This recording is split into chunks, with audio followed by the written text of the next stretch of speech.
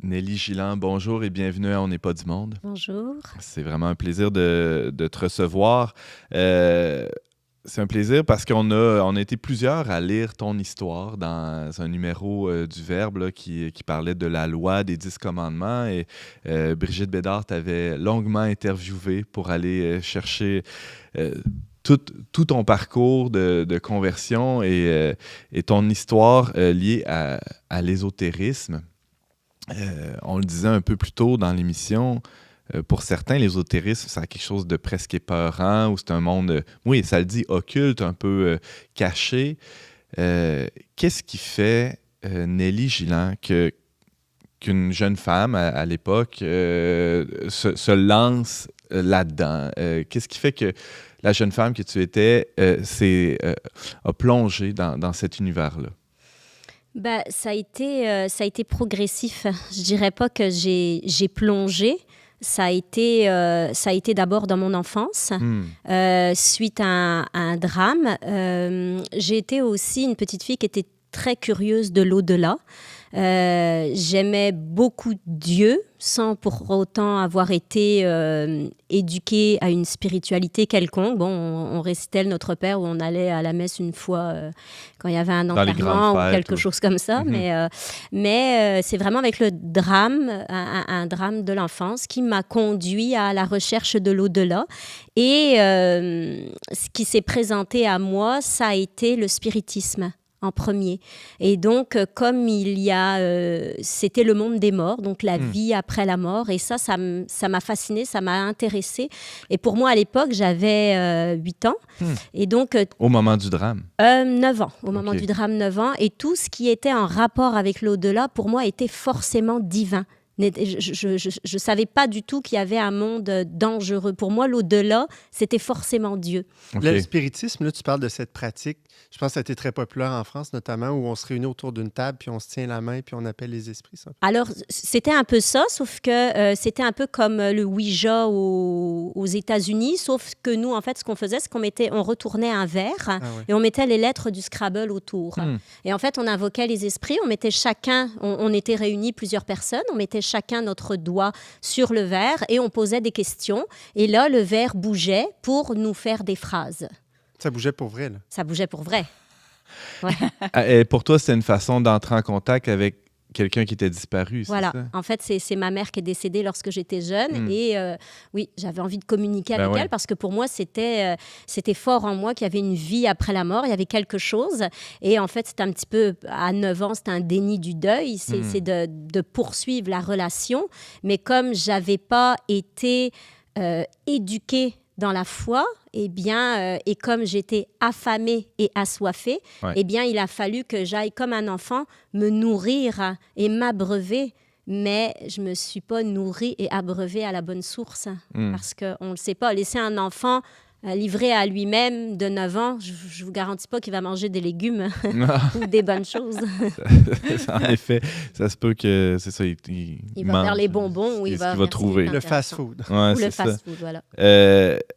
J'aimerais que tu nous expliques un peu le parcours que tu as parcouru à partir de ce moment-là. Il y a eu ce drame-là, les séances de spiritisme. Je pointe la table comme si c'était ici que ça se passait. Là, c'était pas ici. En tout cas, je pense pas. Ça a été quoi les étapes ensuite quand tu as grandi? Vers quoi t'es allé? Les étapes, ça a été, donc c'est ça, le monde du spiritisme a duré quand même assez longtemps. Il a fallu que, moi je suis une fille intense, donc il faut que j'aille explorer, puis explorer à fond. Je peux pas aller dans le superficiel. Ouais. Donc j'ai exploré ça quand même bon nombre d'années, donc je dirais de 9 ans à 18 ans, tout ce qui était très...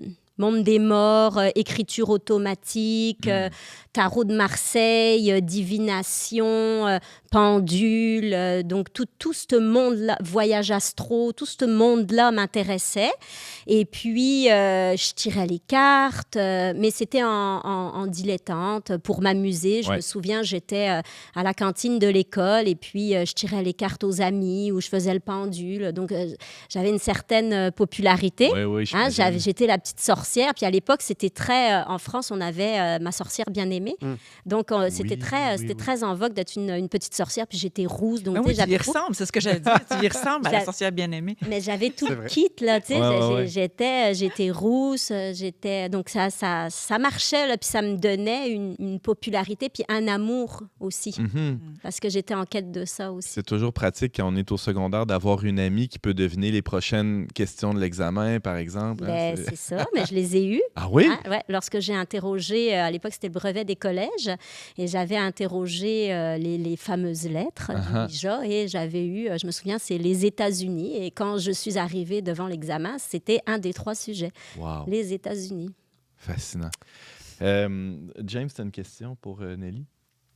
Oui, bien en fait, est-ce que à ce moment-là, déjà, tu avais commencé à avoir des sonnettes d'alarme un peu, que tu étais en contact avec des esprits nécessairement qui n'étaient peut-être pas bienfaisants, ou est-ce que tu voyais dans ta vie justement des choses qui commençaient à moins bien aller, ou vraiment c'était Oui, une grande route Tout coulait de non, source, non. Ouais. Non, j'ai eu des sonnettes d'alarme lorsque j'ai commencé à faire l'écriture automatique.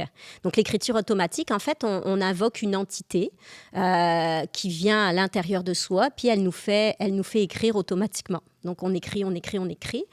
Mais encore une fois, moi, je ne voyais pas le danger. Pour moi, c'était l'au-delà. Donc, c'était divin. C'était un ange. Parce que, oh mon Dieu, moi, je n'allais surtout pas toucher à la magie noire. On distingue beaucoup ça. Donc, pour moi, c'était bienfaisant. Mais un soir, je venais de terminer ça et j'ai senti vraiment l'oppression d'esprit. C'est-à-dire qu'au moment où j'éteignais la lumière, où je commençais à m'endormir, je sentais des ombres noires me tourner autour. Et c'était... Au début, je me dis, bon, c'est mon imagination, donc je rallume la lumière, ça se calme, je réteins la lumière, ça revient, puis ça devient de plus en plus oppressant jusqu'au point de m'étouffer, où je sens véritablement une ombre qui est sur moi puis qui m'étouffe. Et là, je commence à avoir des spasmes, mais j'arrive plus à respirer. Là, je me dis, bon, ça va pas, il faut que j'aille à l'hôpital parce que je peux pas, j'arrive pas du tout à me calmer. Et donc, je vais à l'hôpital, puis on me pose plein de questions. As-tu pris de la drogue? Non, j'ai rien fait, mais j'allais pas leur dire que je venais de faire une séance d'écriture automatique. J'avais pas envie de finir à l'hôpital psychiatrique. Donc, j'ai rien dit, ils m'ont donné un calmant, ça s'est calmé. Et à partir de là, j'ai dit, moi, c'est terminé. Donc, tout ce qui est invocation des morts, des esprits et tout ça, j'arrête. Je veux plus. Donc, je ferme la porte. Mais ma soif était encore là. Et donc, c'est là que je me suis dirigée vers le New Age. Donc, Lise Bourbeau, pour elle est connue ici, non? Vous la connaissez? Non. Oui, sur les livres de Écoute ton corps. Guérison intérieure. Voilà, Écoute ton corps. Qui a été très populaire au Québec. Qui a été très populaire. Mais ça se vend encore dans les pharmacies. Oui, ça se vend encore. Oui, mais dans le New Age, maintenant, je m'excuse, mais un petit peu considéré comme... c'est un petit comme peu Shirley MacLaine. Un petit peu dépassé. Oui, c'est là, ça. Elle n'est plus à la page, mais tu sais, on remet ça 20 ans en arrière. Oui, c'est ça. Quelques années en arrière. Quelques années en arrière. Donc c'était toute cette spiritualité-là qui m'intéressait, puis tous les livres. Et là, c'était quand j'étais encore en France. Puis, j'ai déménagé en Guadeloupe, où là, en Guadeloupe, j'ai rencontré des gens où là, le vaudou, quand même, est très... Il y a beaucoup de spiritualité en Guadeloupe, parce qu'il y a beaucoup d'ethnies, il y a beaucoup de... Et là, je suis tombée avec des gens qui m'enseignaient Mahikari. Donc, c'est une secte japonaise, mais qui permet de guérir avec les mains, qui permet de purifier l'âme, etc. Et moi, ça m'a interpellée, ça m'a accrochée, donc j'ai voulu aller voir. Mais ce qui me dérangeait, c'est que c'était par niveau. Donc là, on t'attire, on te fait porter un collier, mais il ne faut pas que tu ouvres le collier parce que c'est un symbole que tu ne dois pas regarder. Ensuite, il faut ramener 3, 4 ou 5 autres personnes pour redevenir...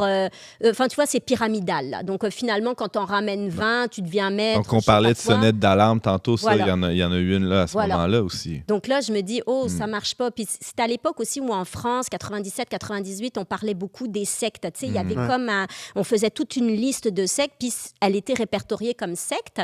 Mais au début, tu ne veux pas voir, puis tu ne veux pas croire. Mais j'ai eu des sonnettes d'alarme. Puis ce qu'il faut savoir aussi, c'est que tu sais, j'ai déménagé avec ma Vierge, ma photo de Jésus. Tu vois, tu sais, j'ai été baptisée catholique, donc il y avait toujours ce Jésus qui était là avec moi et que je priais quand même. sans avoir été éduquée dans la foi, mais il a toujours été présent dans mon cœur, au début comme le plus grand des prophètes. Ah oui. C'était un prophète. OK. C'était le plus grand. Donc, moi, c'était toujours Quand je voyais que je déviais, là, c'était ma référence. Le Notre Père, c'était à peu près la seule prière que je connaissais. Uh-huh. Et donc, je m'accrochais à ça. Mais en même temps, je me disais, oui, mais il y a plus. Je sais qu'on peut guérir, mais je n'ai pas été éduquée. Donc, moi, l'Esprit Saint, la guérison, je ne connaissais pas ça. Donc, il y avait une soif de guérison. Il y avait une soif des charismes. Une soif des charismes, mais qui n'était pas enseignée dans l'Église catholique, en tout cas en France, puis qu'on ne m'avait pas enseigné. Donc, c'est pour ça que je me suis dirigée vers ces choses-là, parce qu'intérieurement, en moi, je savais que ça existait. Et le Reiki, c'est arrivé à peu près à ce moment-là aussi, non, dans ta vie, un peu plus tard? Non, tard? le Reiki, ça s'est arrivé 15 ans plus tard. OK. Ouais, 15 ans plus tard, quand je suis arrivée au Québec. Donc, il y a eu un séjour de 14 ans en Guadeloupe. 14 ans où là, j'ai fréquenté des sectes, Mahikari, Satya Sai Baba, c'était plus ces méditations transcendantales, ce genre de choses. Puis, quand j'ai déménagé au Québec, je me suis dit, waouh, j'ai encore une belle opportunité de changer de carrière parce que moi, j'ai toujours voulu être une psychologue.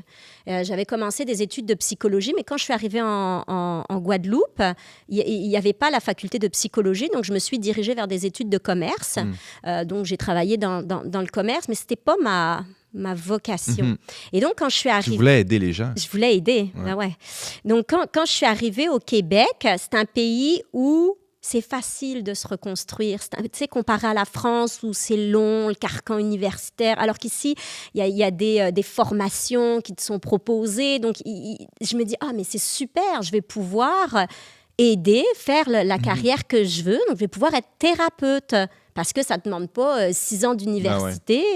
Donc, c'était parfait. Puis, je tombe sur une formation de thérapie en hypnose. Mais je dis, mais c'est génial ça, l'hypnose. Moi, je reviens à mes premiers amours de philosophie quand je faisais mon bac en France. J'étais fascinée par Freud, donc alléluia, j'ai trouvé ma vocation, c'est ça que je veux faire.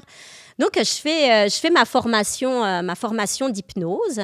Et puis, en parallèle, je tire les cartes à une fille comme ça, puis elle tombe en amour avec ce que je lui dis, puis elle dit, mon Dieu, t'es donc bien bonne. Ouais, OK. Et puis, elle me dit, il faut que tu tires les cartes. Donc là, je me mets à tirer les cartes. Puis elle, c'était une esthéticienne. Et les esthéticiennes, ils ont beaucoup de clientèle.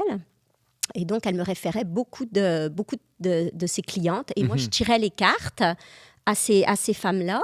Et souvent, les gens qui viennent se faire tirer aux cartes, eh bien, ils ont des problèmes, ça ne va pas bien. Et donc, je les référais en hypnose. Et donc là, je commençais à faire l'hypnose thérapeutique. Puis vous savez, quand vous ouvrez la porte à ce monde-là, c'est une porte, on ouvre une autre, on attire une autre, puis tu rencontres toutes sortes de gens, puis là, on me parle du Reiki. Puis là, le Reiki, là, ça résonne en moi parce que j'avais déjà un peu fait la guérison avec Mahikari par les mains. Mais là, c'était ça, là. Donc, tu sais, ce que je ressentais depuis longtemps de guérir avec les mains, là, on m'ouvre la porte du Reiki, puis on me parle du Reiki, puis là, c'était comme, oh, wow, Qu'est-ce que c'est? C'est des massages, des manipulations, c'est pas des massages. En fait, la personne, elle est allongée sur une table de massage. Okay. Elle reste habillée et toi, tu fais l'imposition des mains sur la personne. OK? C'est un... Sans même la toucher, là, tu n'es pas obligé de la toucher comme tu peux la toucher. Okay. C'est pas une nécessité. Et puis, là, en fait, c'est ça. T'as des symboles, on te donne des symboles, on te donne une énergie qui va faire que ça va aller guérir les maux physiques, spirituels. Et tu ressens un bien-être instantané. Instantané. Donc, c'est pour ça que les gens reviennent, parce qu'il y a un véritable abandon, Donc, moi, j'y croyais vraiment énormément aussi. Ça a été quoi le Waterloo? À quel moment ta vie a changé? Ça a été quoi le point tournant, d'abandonner Nelly? Tout ça? D'abandonner ces techniques-là? Ouais. Je ne me suis pas contentée du Reiki, parce que, comme n'importe quelle doctrine humaine, il y a une finitude, si je puis dire. Il y a une fin. Donc, comme la drogue ou comme on en veut plus. Puis j'étais passée maître Reiki, enseignante. Donc, j'étais rendue au bout du Reiki. Quand tu es maître Reiki enseignant, tu as comme atteint le top. Puis là, tu enseignes d'autres petits disciples de Reiki. Mais moi, ma soif, elle était toujours là, ma faim était toujours là. Je n'étais pas remplie. OK, so next, qu'est-ce qui se passe après? J'attends. Donc, j'ai été chercher ailleurs, chamanisme, machin, plein de trucs. Puis cette quête-là, elle a duré longtemps. Et à un moment donné, j'en ai eu marre. Je me suis dit, mais j'ai toujours soif, j'ai toujours faim, ça ne me remplit pas, ça ne me nourrit pas. Puis j'avais des hauts très hauts et des bas très bas. Donc je faisais un yo-yo monumental. Et j'avais un état dépressif de plus en plus grand. Il y a des idées suicidaires qui venaient toquer à ma porte. J'avais des disputes avec le voisinage. Enfin, tu sais, il y avait Il y a un épisode aussi avec ta fille que tu racontes dans ton témoignage dans le Verbe où il y a eu une perte de patience, on pourrait dire. Là. Une grosse perte de patience, c'est-à-dire que en fait, je montais tellement haut dans un monde imaginaire que j'arrivais plus à être en contact avec la réalité. Donc, toutes les tâches, faire un repas, m'occuper de ma fille, ça devenait insupportable. Et donc là, voilà, je perdais patience. Et là, je me rendais compte que j'étais plus moi. L'agressivité, l'impatience, la colère étaient exacerbées. Et à un moment donné, ma fille m'énerve. Et là, je lui crie vraiment, mais très violemment sur elle. Et elle avait à l'époque 3 ans. Je me dis, c'est pas normal de crier comme ça sur un enfant de 3 ans. Alors que tu devais être zen, à réciter des mantras. Et voilà. Donc, moi, tout le monde m'idolâtrait comme une personne. J'étais habillée tout de blanc, tu sais, l'ange Ouais. Et c'est ça. Non, mais j'étais habillée tout de blanc. Tout le monde disait, mon Dieu, elle est donc bien. Tu sais, puis tout le monde me valorisait comme ça. Ouais. Et un jour, mon mari me dit, si seulement tu pouvais être aussi douce avec nous que tu l'es avec tes patients. Ça a été comme un premier réveil. Là. Je me dis, il y a quelque chose qui ne marche pas. Là. Tu sais, c'est comme la fausse lumière. Mais il y en a, Nelly, qui dirait aujourd'hui, parce qu'il y en a beaucoup de gens qui font du Reiki, là, qui sont dans le Reiki, là. Puis ils diraient, c'est parce que tu es allé trop loin. Oui. Si tu fais juste le minimum, on est bien, on guérit. Qu'est-ce que tu réponds à ça? Ça, je l'ai beaucoup entendu dire, justement. Mais oui, mais c'est parce que toi, tu as fait du channeling. Toi, tu avais ouvert la porte aux esprits avant. Le Reiki, c'est bon. Je dirais non, parce qu'on ouvre une porte à un grand tout. On ne sait pas ce que c'est. On a beau vous dire, oui, c'est le moine japonais qui fait ci, mais non. Donc, on ouvre une immense porte et on est tout petit dans cette immensité, dans ce monde-là. Et on me dit, mais c'est parce que tu t'es pas assez protégé. Je me suis pas assez protégée. Donc, j'ai pas fait brûler assez de sauge chez moi pour éloigner ces forces-là. Mais c'est pas un bâton de sauge qui va nous protéger. C'est pas tous ces mantras-là qu'on peut réciter qui vont nous protéger. Les esprits... Ou guérir les blessures profondes même de ton enfance aussi. Oui, c'est ça. Ça déplace. Il y a eu ensuite une quête qui s'est poursuivie, entre autres, dans des églises protestantes où tu as été accueilli, où il y a eu un début de cheminement qui a été assez salvifique à bien des égards, je pense. Raconte-nous, il nous reste à peine 2-3 petites minutes. Raconte-nous comment ça s'est passé dans ces églises-là et la suite, évidemment, nous intéresse également. C'est sûr que Jésus est venu vraiment me chercher personnellement. Donc, pour moi, l'entourage le plus proche, parce que je voulais rien savoir des églises catholiques à ce moment-là. Pourquoi, je sais pas, parce que dans mon enfance, j'aimais les églises catholiques, mais là, je voulais rien savoir de la Bible. Et donc, les personnes qui étaient proches de moi étaient des protestants. Puis, la relation personnelle qu'ils avaient avec Jésus, l'amour, la louange, la fraternité, correspondait à ce que je ressentais de Jésus. Et ils sont venus me chercher, ils ont répondu à toutes mes questions. J'ai eu des prières de délivrance avec eux parce qu'il y a beaucoup de charismes. Donc, tous ces charismes que je recherchais, que je n'ai pas vus dans l'Église catholique quand j'étais en France, pour moi, elle était là, la vérité. Mais au fur et à mesure que j'ai cheminé avec eux, il y avait des dysfonctionnements, il y avait des choses qui m'interpellaient, qui pour moi n'étaient pas l'humilité du Christ. Je suis allée dans des concerts d'Hillsong ou des choses comme ça, et il y avait quelque chose qui me dérangeait. Et j'avais cette voix que j'entendais tout le temps, ce sont des églises d'hommes, ce sont des églises d'hommes. des églises d'hommes. Et c'est ce que je ressentais. Donc là, ils voulaient me faire baptiser protestant parce qu'ils n'acceptent pas le baptême catholique. Et je me suis dit, OK. Et c'est à ce moment-là que je suis atterrie dans une abbaye parce que je me suis dit, j'ai besoin d'aller un temps de retraite, pour bien faire mon baptême, etc. Et je me suis dit, là, les catholiques, de toutes les façons, ils ne mourront pas. Je suis ancrée dans Jésus. Puis, pas de danger. Il n'y a pas de danger. Là, regarde, c'est même moi là, qui vais les délivrer de leur idolâtrie. J'avais cet orgueil-là. Et voilà. Et donc, je vais dans cette abbaye. Et cette abbaye, pour moi, a été une révélation, la suite du cheminement. L'abbaye Sainte-Marie des Deux-Montagnes. Ça a été donc je priais intensément parce que il y avait une sœur qui m'a accueillie bien gentiment et qui m'a montré un peu tout le fonctionnement et là je me souviens, je la vois embrasser sa photo de la Vierge Marie et pour moi c'est l'idolâtre par excellence parce que les protestants me disaient faut surtout pas faire ça et donc je priais intensément que la bonne sœur soit délivrée vraiment parce que je dis mon Dieu elle est dans l'erreur, délivre-la, aide-la. Et finalement, c'est moi qui ai été touchée, c'est moi qui ai été prise. Je me suis assise, puis Dieu m'a révélé qu'elle était là, son Église, et il me voulait là. Et donc j'ai cheminé dans la religion catholique. Et pour moi, dans mon cœur à l'heure actuelle, c'est là. Alors, il y a eu les sacrements d'initiation chrétienne qui ont suivi. Tu as pu aussi te marier, je pense. Oui, j'ai fait ma première communion. Ouais. J'ai fait ma confession. Je me suis mariée. J'ai fait baptiser ma fille. Donc, tout ça a été un concentré. Jésus m'a pris, là, puis il m'a fait tu sais, quand on dit il rattrape, il a vraiment rattrapé les années que j'ai entre guillemets perdu parce qu'avec Dieu, on ne perd rien.